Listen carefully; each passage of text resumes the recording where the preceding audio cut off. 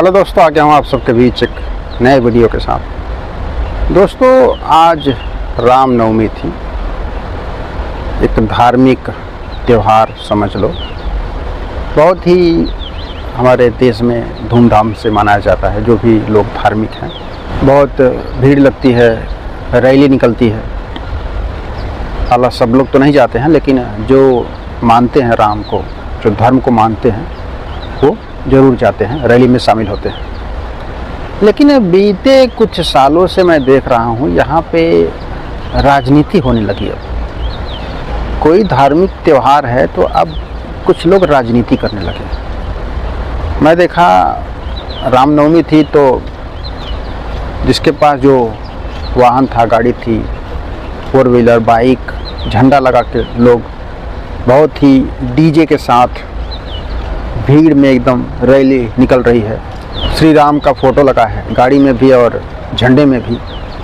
जिसके पास जो गाड़ी है उसमें अपना फ़ोटो लगाया है।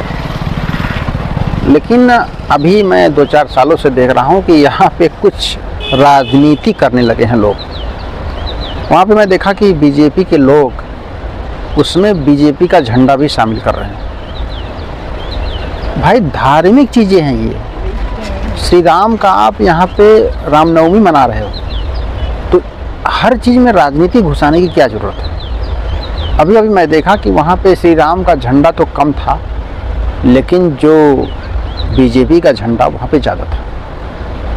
अब इससे ये समझो कि यहाँ पे रामनवमी पूजा मनाई जा रही है, रामनवमी मनाया जा रहा है, कि यहाँ पे राजनीति की जा रही है, बीजेपी का प्रचार किया जा रहा है। तो मैं उधर से आया और मैं देखा, और कुछ देर तक मैं सोचता रह गया कि पहले तो ऐसा नहीं था। पहले तो अगर हम रामनवमी मनाते हैं तो झंडा लगा दिए और रैली निकाल दिए, गाना बजते हुए जय श्री राम, हो गया। लेकिन यहाँ पे अब राजनीति, ऐसा नहीं होना चाहिए यार, ये गलत है।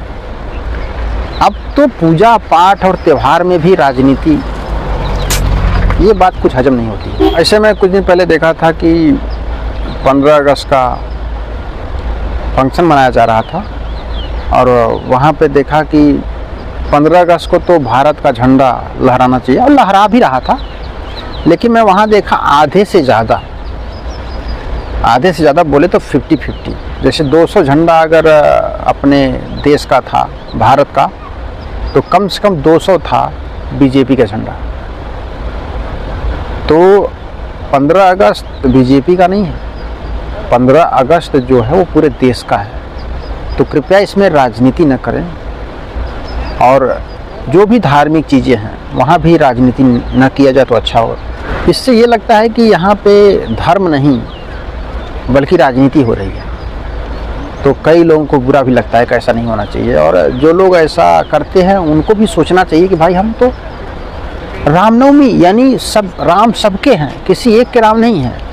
तो वहाँ सिर्फ और सिर्फ राम की फ़ोटो लगाकर, राम का झंडा लगाकर रामनवमी मनाया जाए। और गाना भी जहाँ तक हो सके तो राम भजन भी बजना चाहिए, न कि भोजपुरी अश्लील गाना बजना चाहिए, और न ही किसी राजनीतिक पार्टी का झंडा लहराना चाहिए।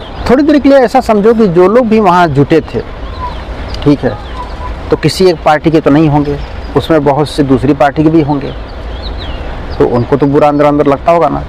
तो अब वहाँ उनके अंदर हीन भावना जगी, तो वहाँ पूजा कहाँ रह गई और रामनवमी कहाँ रह गई। अंदर कुछ और चल रहा है, दिमाग में कुछ और चल रहा है, तो रामनवमी कहाँ रह गई। तो ऐसा नहीं होना चाहिए मेरे ख्याल से।